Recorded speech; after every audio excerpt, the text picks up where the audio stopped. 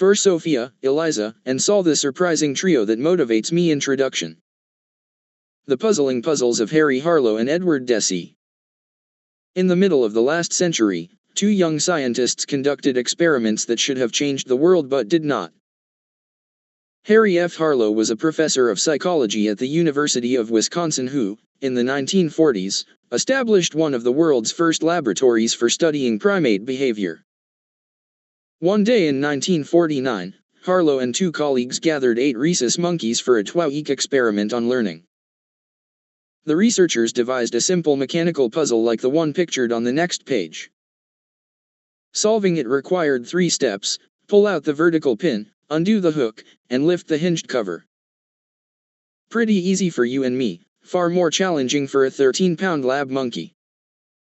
Harlow's puzzle in the starting and solved positions.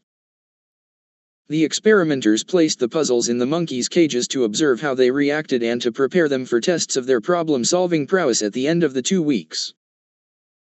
But almost immediately, something strange happened. Unbidden by any outside urging and unprompted by the experimenters, the monkeys began playing with the puzzles with focus, determination, and what looked like enjoyment. And in short order, they began figuring out how the contraptions worked. By the time Harlow tested the monkeys on days 13 and 14 of the experiment, the primates had become quite adept.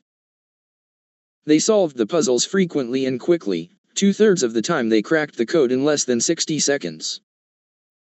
Now, this was a bit odd. Nobody had taught the monkeys how to remove the pin, slide the hook, and open the cover. Nobody had rewarded them with food, affection, or even quiet applause when they succeeded. And that ran counter to the accepted notions of how primates, including the bigger-brained, less hairy primates known as human beings, behaved. Scientists then knew that 2 main drives powered behavior.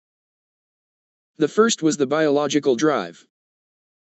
Humans and other animals ate to sate their hunger, drank to quench their thirst, and copulated to satisfy their carnal urges. But that wasn't happening here. Solution did not lead to food, water, or sex gratification, Harlow reported. But the only other known drive also failed to explain the monkey's peculiar behavior. If biological motivations came from within, this second drive came from without: the rewards and punishments the environment delivered for behaving in certain ways. This was certainly true for humans, who responded exquisitely to such external forces. If you promised to raise our pay, we'd work harder.